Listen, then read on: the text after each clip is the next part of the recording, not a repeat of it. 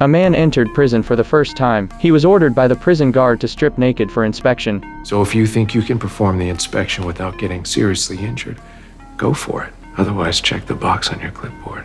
The guard did not dare to speak. He could only let Jack pass the inspection. But to get back at Jack, the guard deliberately assigned Jack to the top floor cell. This floor held only prisoners sentenced to life imprisonment. Jack remained calm at the sight. He lay down on the bed to sleep without any worry, but the bed was too small. It could not fit Jack's burly body. He had to put his feet outside, just to barely lie down. Early the next morning, Jack had just opened his eyes when he saw a prisoner appear outside the door. The prisoner signaled Jack's cellmate to hand over his shoes. Paul did not dare to speak. He obediently gave up his shoes. Then, the prisoner took Paul's glasses and crushed them on the spot. Seeing how easily Paul was bullied, the prisoner then began to take off his pants. Preparing for the next move, Jack jumped down from the bed. His tall body stood like an iron wall, blocking Paul. With just one punch, Jack knocked the prisoner unconscious. You owe us a pair of glasses.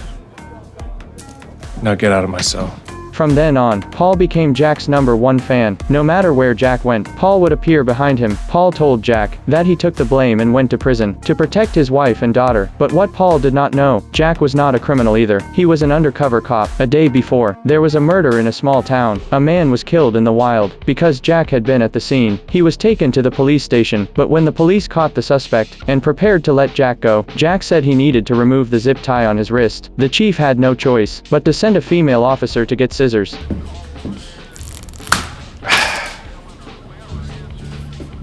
The female officer's eyes suddenly turned flirtatious. Just as Jack walked out the police station door, he was stopped by the chief. The chief had taken a liking to Jack's skills and wanted him to do a small favor. At the crime scene, the chief found a string of phone numbers, and through this clue, he found Paul. Paul took one look at the car outside and immediately confessed to the crime. Based on years of experience, the chief judged that Paul was taking the fall for someone, so he wanted Jack to enter prison with Paul to find out who Paul was protecting and why.